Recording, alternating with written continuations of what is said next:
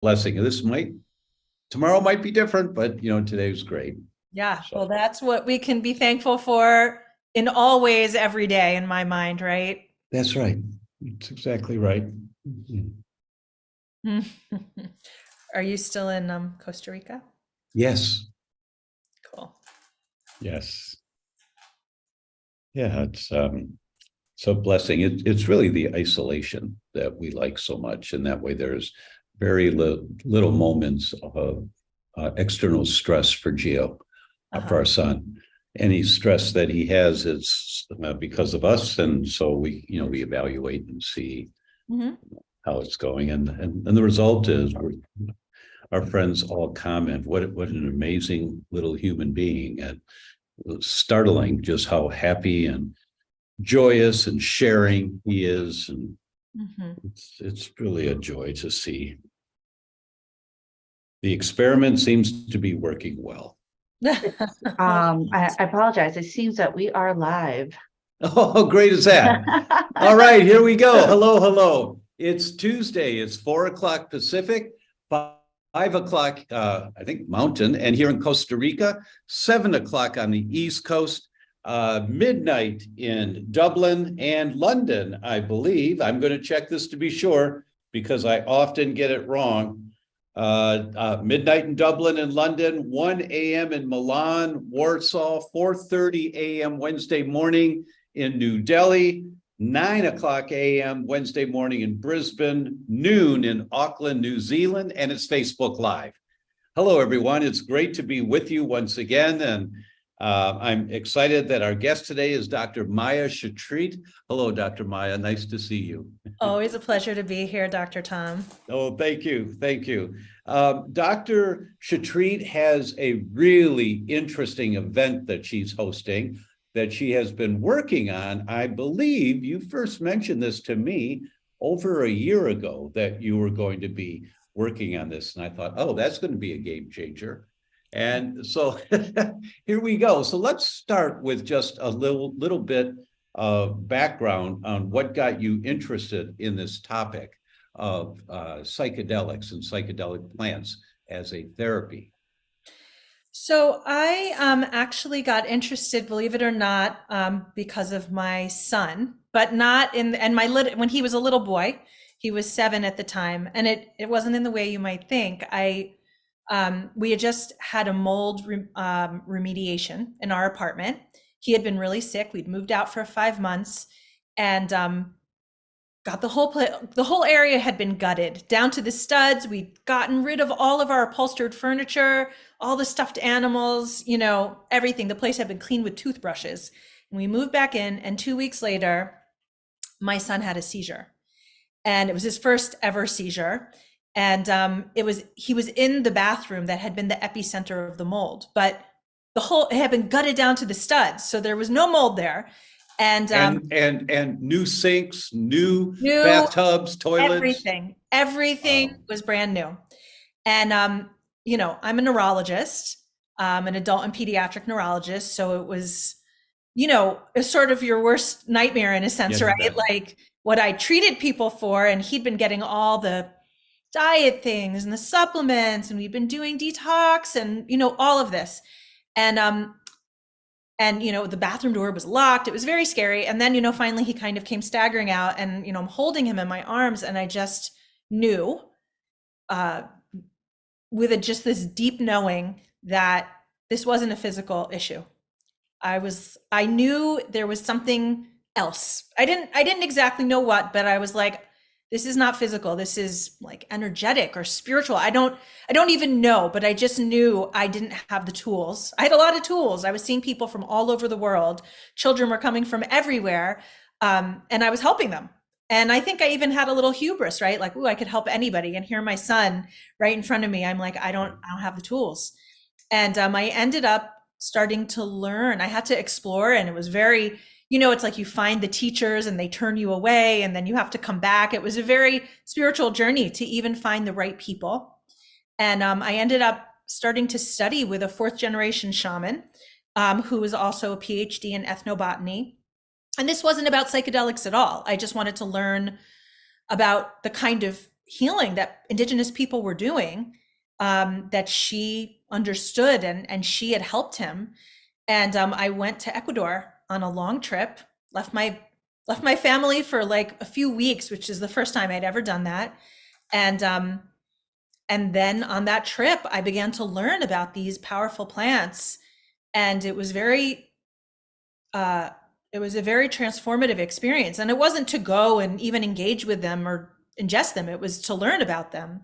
And once I started to learn about them, I started to understand what they could really offer to help people, and that began the journey, right? Because I was seeing so many in my work, so many people, young adults and even older adults, who were running into all kinds of intractable problems that even sometimes functional medicine wasn't helping, diet wasn't helping, all of the things. And I'm not just talking, these were people who had been to 15, 20 medical centers, doctor, right? Like they were at their wits' end. And so it was really, it got me starting to look at the science and at the safety and at the ceremony, right? The indigenous perspective as well, because these are very ancient plants that have been used truly since the beginning of time, since humans have been here.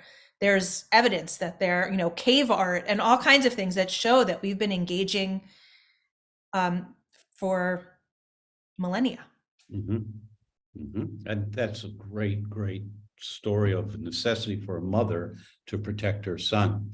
So I would assume now your son is much better.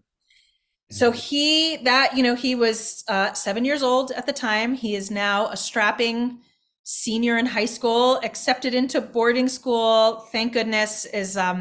He recovered very quickly. That was his one-time event. I always call him, as children can be, not only children, but children really are spiritual teachers, I feel. And I call him my muse. These aren't events we would ever wish for, but he was the inspiration also for my book, The Dirt Cure. And then he has also been the inspiration of this work and this event and the book that I have coming out as well about psychedelics. So knowing what you know now, and the rest of this hour is going to be answering questions and diving deeper into why and how and all of that. As a integrative neurologist, seeing some of the worst cases possible from around the world, what is your understanding of what happened to your son in that bathroom a few weeks after you moved back in? What happened? Well, I could probably tell the story from a few different perspectives, but what I think, and this comes from having a much broader perspective than I certainly did at that time, I think that the space itself was, I think that there was something energetic really in that space. And listen, even if we weren't talking about kind of energy in the way that maybe like indigenous people were talking about it, we could even be talking about what we're starting to understand about electromagnetic fields. And right, I mean, we understand now that there are invisible things, invisible to us things that are actually measurable even with science and tools that we have. That so my tribe is used to hearing the weirdest stuff that somehow there's some science behind. Yeah. And it starts to make sense when you have a bigger picture. So what I suspect I'm hearing from you is that the energy of that bathroom and maybe the apartment was contaminated, that there was some kind of negative energy in there that was an external source that had nothing to do with measuring mold anymore because of all new equipment, but there was some kind of energy there. And were you required to do some type of a cleansing or a healing of the space at some point? So I did do that. I did. And I actually even had people come. So it's an interesting story. I'll say for a couple reasons. One is I think a lot of people don't think about, and this has definitely been true for, people that have come to see me over the years since then, that when you live in an apartment or even a house, but certainly in an apartment, you're surrounded Right. by people above you, below you, beside you. So it's not just your little space that you're experiencing, right? It can also be potentially, the people around you and what's happening in those spaces. And I don't mean, just EMFs and things like that, but as you said, there's energies and there's ways that people interact and what they're putting out and how they take care of their own space. Right. So absolutely, I do think that that's part of it. I think the space itself, we did clean, we did protection kind of thing. So I really, at that time, I had a huge transformation. But the part that was the most interesting for me and unexpected was that it ended up really becoming my journey. Yes. As is often the case, right? When I talk about our children being spiritual teachers, and this can go for our spouse, it can go for our parents, sometimes it's actually an instigator for our own journey and our own healing that we need, right? And Yes. so, and especially when you're a parent, for sure, your energy and your own understanding and your practices can really make a difference. So it became very much my own spiritual journey. Yes. And that's really very quickly, I found two spiritual teachers that I wasn't like, oh, I need to find a spiritual teacher. But of course, when the student is ready, the teacher appears, right? Right. And one of them very quickly said, she said, I think we'll start with you. And, years later, he's like, I grew into that. Well, what an honor to find teachers like that who open up new doors of understanding.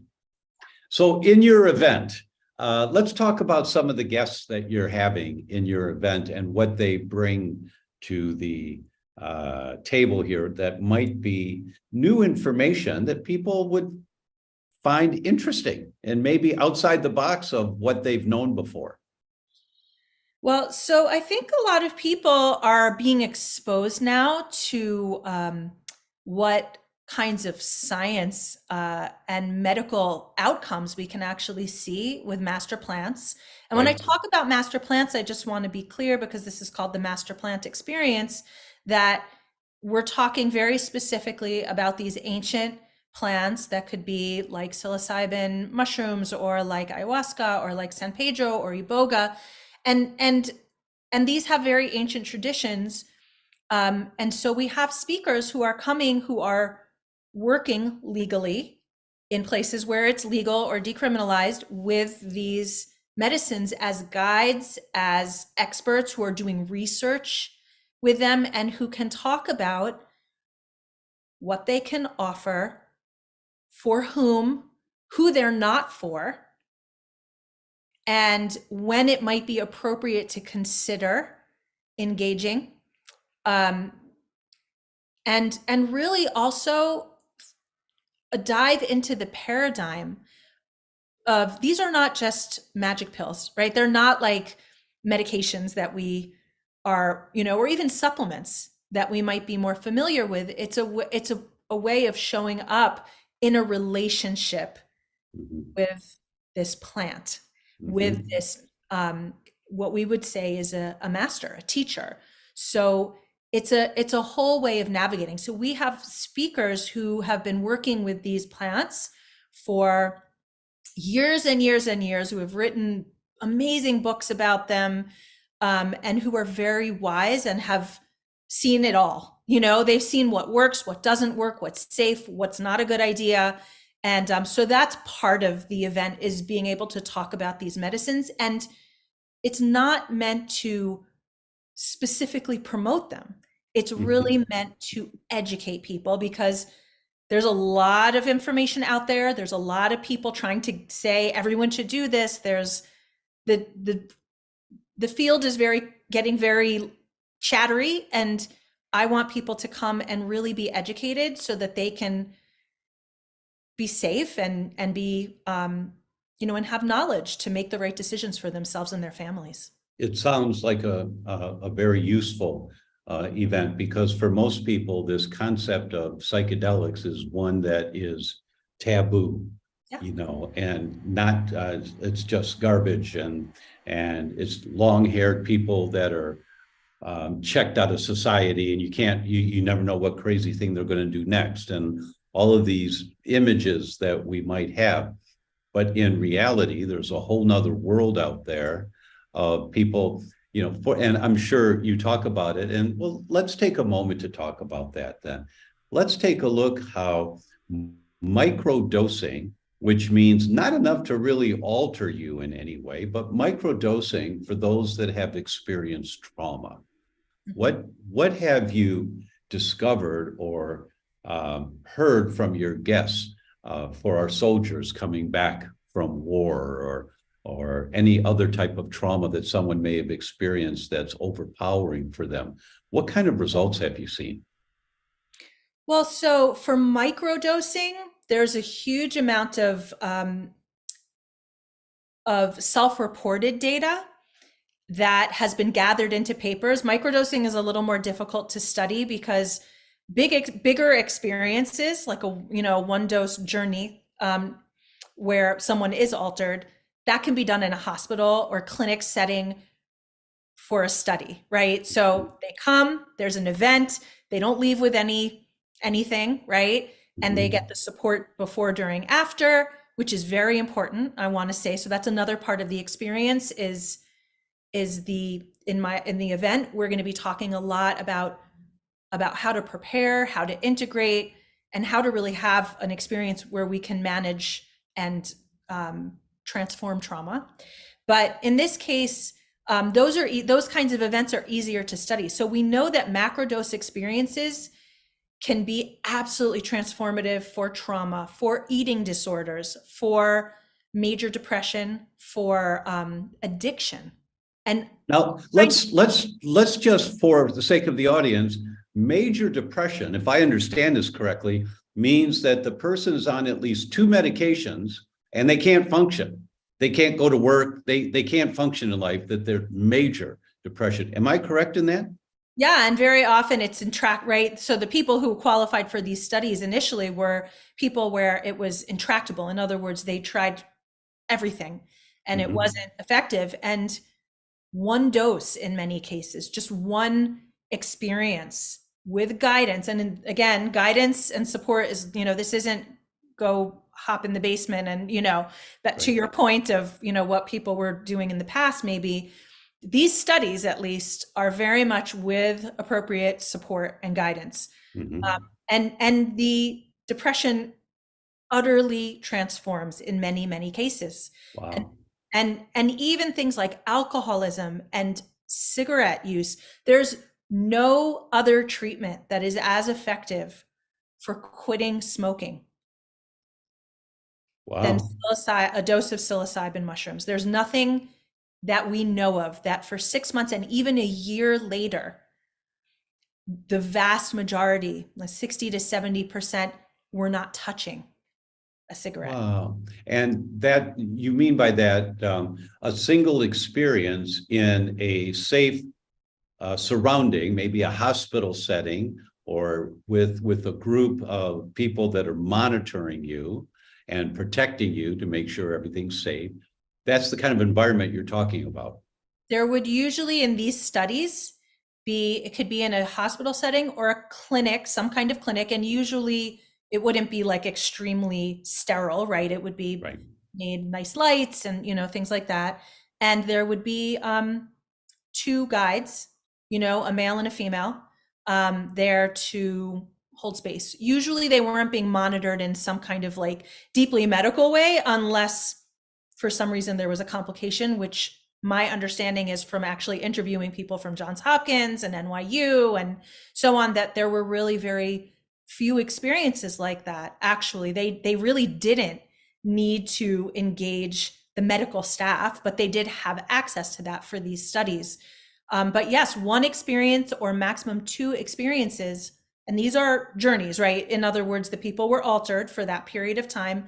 And many people, interestingly, who had mystical experiences, which seems to be part of the transformation or the transformational aspect. And this is actually a quantifiable experience, the mystical experience. There's, it's part of the study, right? What comprises a mystical experience? Many of the people said this was one of the top 5 most meaningful experiences of their entire lives. Wow. And for people that are listening, you heard Dr. Shetreat reference Johns Hopkins. I know that the same kind of programs are at Harvard, where they're doing these types of sessions at Harvard, monitoring and making sure everyone is safe. So this is a world that's not taboo. It's actually cutting edge science, the way it's being done, with dramatic results for people who are having difficulty functioning in life. Right, where actually there's risk of death. I mean, it's actually saving people's lives. So it's very powerful. And I do want to say that the microdosing that you referenced earlier, where what we call that is a sub-psychedelic experience, which means you may feel slightly different, but you can function in your daily life completely, right? There's no like visions or, it's not necessarily that level of a mystical experience.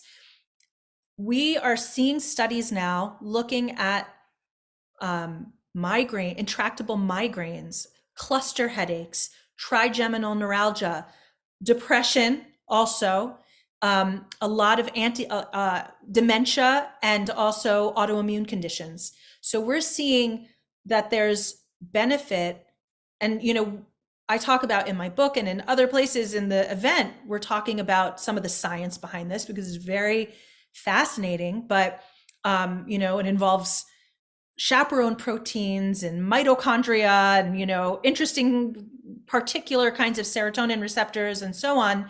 So it is quite technical, and we understand, I'm sure, just the tip of the iceberg, but there's a lot and very interesting things we understand already about how the mechanism works. But what we're seeing is actually all these inflammatory and neurologic conditions are being treated with microdosing. Wow. Yes. Yes. So I would assume, not having studied this in detail, but I would assume that new neural networks are being connected with this work. So a person has long-term benefits from this short-term experience. Well, absolutely. So we do think that plasticity, right? Neuroplasticity is one of the mechanisms. We have a visitor. We have a visitor. We have a visitor. Oh my goodness. Hello. Yes, he said, Daddy. Yeah, this is Dr. Maya. Say hi, Dr. Maya. No, I'm not going to say hi, Dr. Maya. Okay, Right you want to now. go back to Not mommy? Yeah. Okay, say bye-bye. Hi. Bye. Bye. Okay. Okay, Jill, after.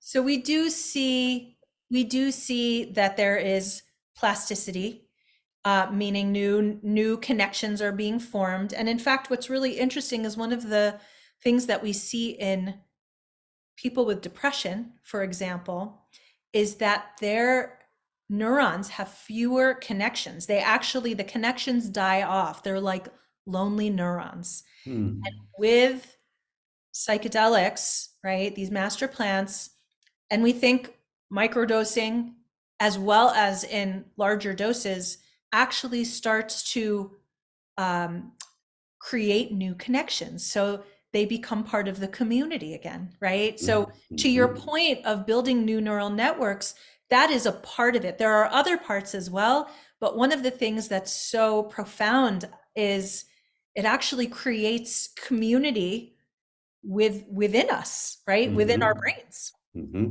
Now, that's a concept that may be new for people, the idea of community within the brain. One of the complications of aging is that all of those tens of thousands of network connections we have in our brain, they start to break down a little bit. They're not supposed to break down too much. Aging process is normal for all humans. But I use the example of Professor Michael Marsh, the godfather of celiac disease. When I interviewed him at Oxford in England, he was 78. and he retired at 74, and he had just completed his second PhD at Oxford, and it was in the Kabbalah. Yeah. At 78 years old, he's studying these concepts, and that was my model of how a brain can work. But for most of us, because of too many ding-dongs and ho-hos and Coca-Cola in our lifetime, we burned out many of our connections. So, and if you can envision tens of thousands of connections, and because there's so many miles of blood vessels in the brain, and when those miles of blood vessels are carrying inflammatory markers because of our lifestyle, that's what accelerates the loss of connection of our nerve fibers, is the inflammation we have. So you might have, I'm just going to make up a number. Here you've got 500 networks of nerves connected to each other in this one little section of the brain. And now, because of aging and too many French fries or whatever else, now you've got 247 connections. And, I'm getting older. I don't remember the way I used to. Haha. Well, no, it's that your neural connections are breaking down. Why that's happening. And what you're saying is that in this world of psychedelics, when done properly, we may be expanding our connections, getting back to where we were before, or something more than what we currently have, so that our brain function is enhanced afterwards. Well, I want to, yeah, absolutely. And I think, we can say, in addition to the ho-hos and Twinkies and whatever it is that people are eating, there's also, number one, right? You snooze, you lose. So, right, the idea of let me go get a PhD in Kabbalah when I'm in my late 70s is a great way to build new connections and maintain those connections. So always learning new things, like pick up juggling. Just, you don't have to be good at them. You just learn new things, right? Paint, or all the, right? That's one thing. And the other thing that really does impact aging, or even when we're not that aged, is trauma and unexamined, unhealed trauma. And, I'm always careful to talk about healing trauma, because that's really, it's like a journey and a process, and, it's an unfurling over our lifetimes. But many people have either experienced small t or capital T trauma in their lives. And so part of what these plant medicines can do is actually help us engage in a way and see things with more honesty, but also grace and compassion for ourselves, and maybe even for why it happened, how it happened, right? In ways that can be very healing and transformative, and allow our brains, right, to feel more connected and safe. And this is one of the things that I think is so important to mention, is that a lot of us spend a lot of our lives in, especially if we've had health challenges or trauma, especially in childhood, in kind of protection mode, right? In cell danger mode, or in protection mode, where it's not that we can't grow and evolve and all of that, or learn new things, but our cells, literally our cells, are more focused on, protecting us, protecting each of the cells. And we even know that mitochondria look different in a cell that's in protection mode. They look like meatballs. And in a cell that is in growth mode, the mitochondria are configured like branched spaghetti. So they're like touching each other and exchanging nutrients and sharing information. Whereas the protection mitochondria in the cells that are in that mode are not sharing, not isolated, right? They're isolated. They're literally isolated, right? It's mirrored in our mitochondria, it's mirrored in our cells, it's mirrored in our neurons. So this is a very potent way to heal and engage with getting ourselves out of the protection mode that we may have lived in and not even realized it. You're absolutely, the analogy you gave there about the spaghetti, I'm envisioning in the movie Avatar, where the tail, they connect to their horse, and all of a sudden the eyes open up and they're interconnected. And our brains can do that.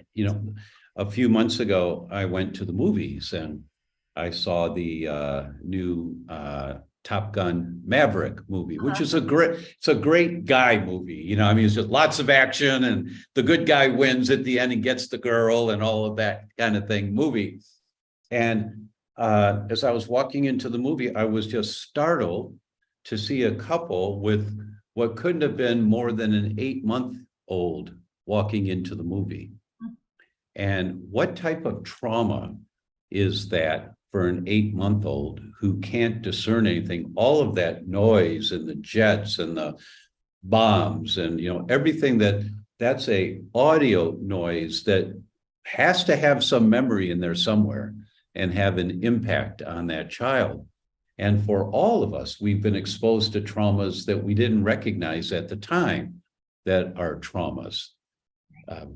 Do you have, I don't know, but is there an exercise or a thought process that you guide people through to identify some of their unrecognized traumas? Well, yes, because so part of this event for me, I just want to frame it a little bit, is, you know, so many people have gotten so much information about so many different things. And some of my community was saying, you know, when I see a summit, I feel like my nervous system just freezes up because it's so much information. And even though they can be incredible, I was hearing from my community, like, it feels like a lot. So what we did was we created, it's not called a summit because it's literally an experience, and it's 14 days and it's a 14-day retreat. So there are only a few talks, a few conversations each day, and many of them have actually healing exercises and practices. We have daily journal prompts.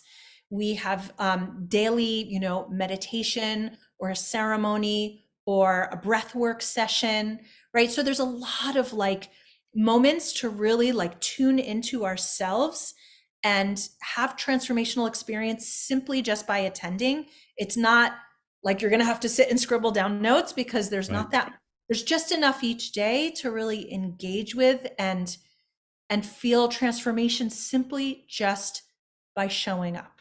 What an excellent idea. Just a superb idea.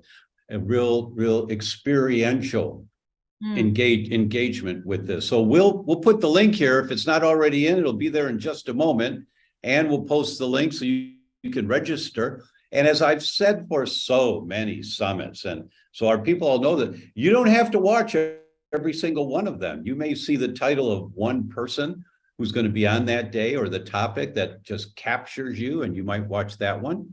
But with this event, if you're there for the first day, you may say, oh, I really got something out of that. I'm going to come back tomorrow, you know, and you might just stay with it every single day and have the experience of really diving in and getting this knowledge as a base to explore this topic of psychedelics, perhaps for yourself, perhaps for a family member, someone you love who's having a hard time right now. So you said something that caught me, and I didn't quite understand it. You talked about the use of these protocols in autoimmune diseases. Can you elaborate on that a little more? Yeah, absolutely. So what we're understanding is that actually, even in micro doses, there is a anti-inflammatory effect that's happening with many of these psychedelic medicines. In this case, psilocybin, but we think it actually is happening also with ayahuasca and other plant medicines. And part of the reason that we think this is happening is because, so there's a molecule called DMT that is actually, it's made synthetically as well, but it exists we make our own endogenous DMT it's found in our blood and in our cerebrospinal fluid that washes our brain and so on. It's found in plants, many plants as well, and in animals. So nature is actually awash in DMT. But it turns out that when we experience DMT through very particular means, because we dissolve it in our digestion, so it has to be a very particular way that we get it through certain psychedelic medicines, the DMT acts as an indirect antioxidant, and it stimulates something called the sigma-1R, the sigma receptor, that actually is critically important for the function of the mitochondria, the endoplasmic reticulum, all of the organelles in the cell that are very sensitive to oxidative stress. It actually helps the cell up level in various ways. It changes epigenetics, it shifts epigenetics in the cell. It changes the function of the mitochondria to help it be more spaghetti than meatball. So it does a lot. It prevents apoptosis, which is programmed cell death. So there are all these ways that we understand that the sigma-1R receptor that's being stimulated by DMT is actually able to make very significant changes in our physiology, not just in our neurology, but in our physiology. And what we're seeing on top of that we're just, I think, in the very beginning. There's only a few papers, but they're very interesting about gut flora. So most of these plants and fungi, when I say master plants, I'm saying flora, fauna, fungi, right? So that's sort of the terminology. But most of them are actually ingested, right? And sometimes, especially in larger doses, not usually in micro doses or in quantum doses, they can actually cause nausea and vomiting and GI type symptoms. And that is considered part of the medicine. So it's actually normal to have a little bit of that. And so what we think is there's actually a significant shift that happens in the gut that changes the composition of gut flora, and probably much more than that, because these psychedelics have serotonin activity. And what's interesting is we've just learned very recently that they bind to the outside of the serotonin of the cell, into serotonin receptors. Mostly we think of receptors as being on the outside of the cell membrane, right? But it turns out that psychedelics stimulate serotonin receptors on the inside of the cell that regular serotonin, the neurotransmitter, cannot reach because it can't cross the cell membrane easily. But these molecules can cross the cell membrane, do go to these intracellular, they're called, inside the cell, serotonin receptors. So that's probably happening in the gut as well as in the rest of the body. And we're seeing there's probably gut flora shifts, which also explains why it may be that these medicines, these experiences can have such lasting impact with even just one experience, or with microdosing, maybe a limited experience over, taking it every couple days or every few days for, let's say, a month or 3 months, but then having a real transformation that's lasting. Yes. And most everyone here who's heard us before know that for every one message from the brain going down telling the gut what to do, there are 9 messages from the gut going up telling the brain what to do. And the primary methodology for that is from the gut flora.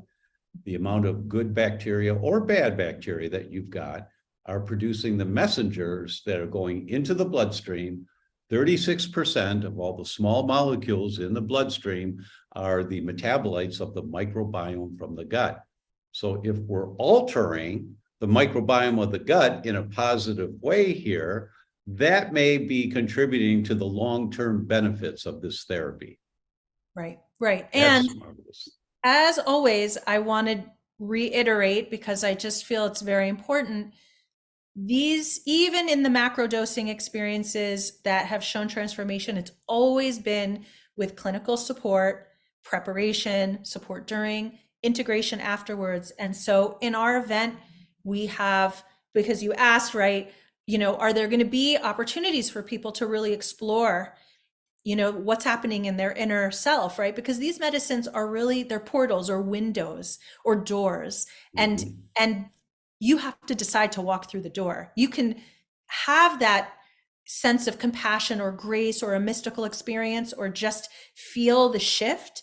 And then it's up to us, right? And this is part of this event and why it's so important to me, and I'm so passionate to share it with everybody, is we have to then integrate into our lives with pleasure, with joy, experiences like breath work, like meditation, like storytelling. We have like an amazing poet that's coming. We're going to have the brothers Corin, who actually do a little singing workshop.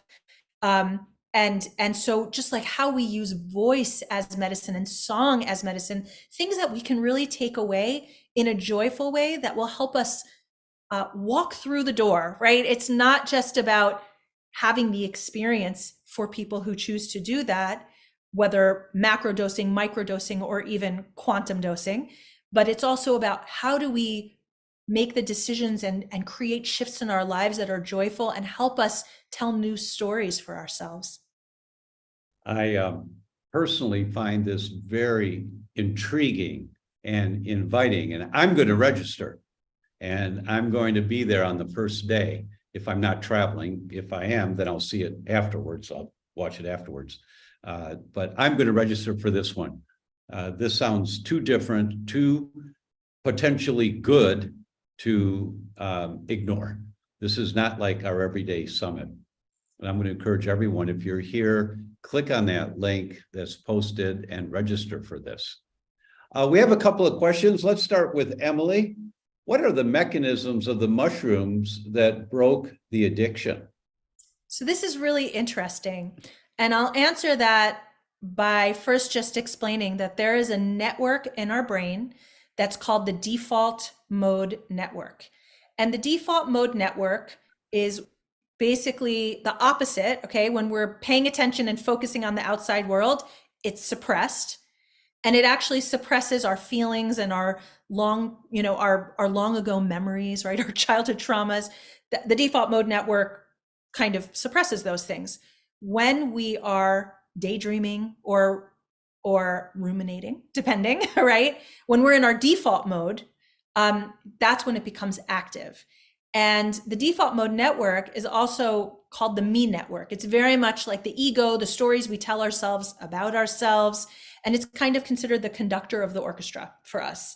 And so one of the things that this network does is called predictive coding. And I know I'm nerding out here, but stay with me because I think it's going to answer the question very well. So predictive coding is this.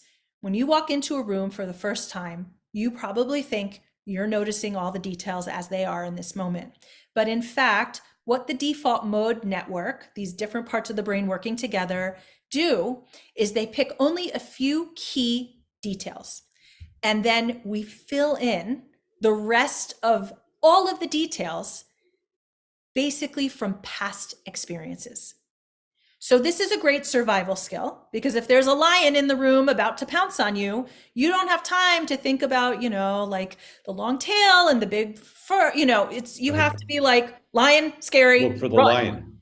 Right. Look for the So lion. that's a great survival skill. The problem is if you had a scary experience once or more than once, every time you go into that new room, you're going to fill in all of those details with a scary experience. And maybe the person in there is a friend. Maybe, right, you're coming in and something triggers you and you are reacting like it's a lion when really it's a group of people that love you, right? I mean, in other words, filling in those details means we are utilizing past experience, which is wisdom, right? That's important, but it's also sometimes keeping us stuck in old stories. And that can be part of what feeds things like addiction. So what we want to do, and the reason that these that mushrooms, for example, as you asked, are effective, is they take the default mode network temporarily offline. And so that we're able for a little bit of time to see things as they really are without our ego, which our ego is very interested in protecting us and keeping us feeling important and safe and strong and, well regarded, right? So it takes us out of that temporarily so that we can see things as they really are, which is vulnerable, right? It's very vulnerable. Why it's so important to be held safely through such an experience.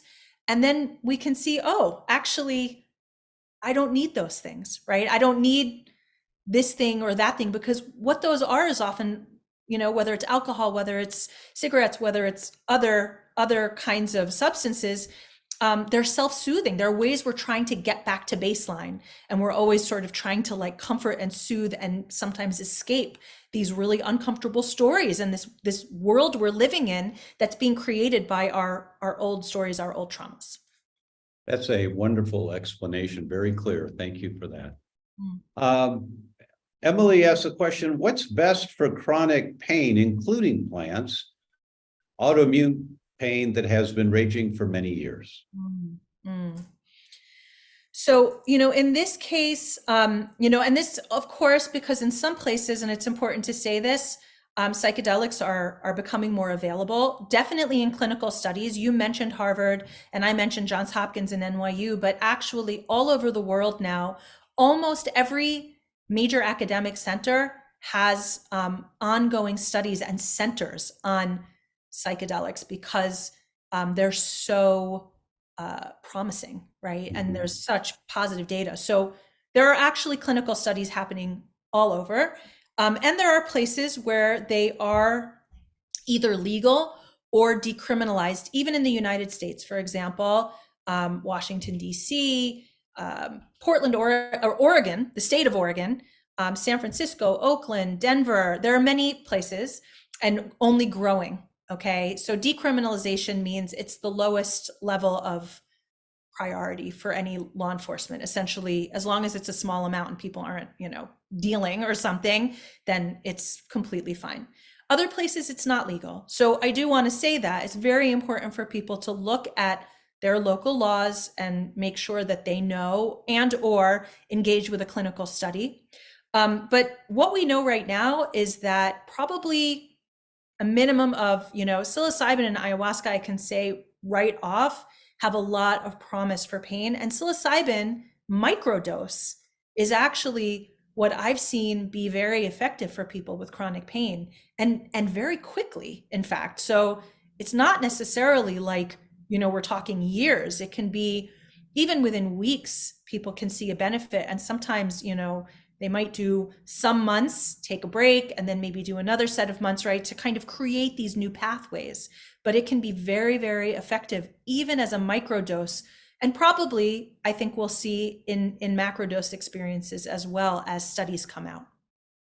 And I'm assuming that in your event, this type of topic will be addressed in much more detail. To some degree, we will be looking at that, right? I mean, we have experts who are going to be covering as much as they are willing to cover, right? Because these are people who are, they're doing the research, as we speak. Yeah. Carol has a question. Can psychedelics help ALS patients? If so, in what ways? Thank you. Yeah, absolutely. So I think this is a very exciting area. I don't know. I know Parkinson's is being looked at, and I know that Alzheimer's is being looked at. And in this case, I want to say it is microdosing that's showing a lot of promise. In fact, Paul Stamets, a lot of people know about Paul Stamets, who's sort of this mushroom guru. He's a scientist and he has his own company, and he was featured in the movie Fantastic Fungi, which was a huge hit on Netflix, and I really encourage people to watch it. And actually, the director and producer of that movie, Louis Schwartzberg, is one of our speakers. He actually is involved in the research on dementia, where they're actually looking at psilocybin mushroom microdose. Okay, so again, it's not altering in the way we would think of psychedelics being altering. They also include in this what they call stacking. So it's a microdose of psilocybin with niacin and lion's mane mycelium. And together, they are utilizing this for dementia in this study and actually showing reversal of the bodies that are found in the brain, the inclusions.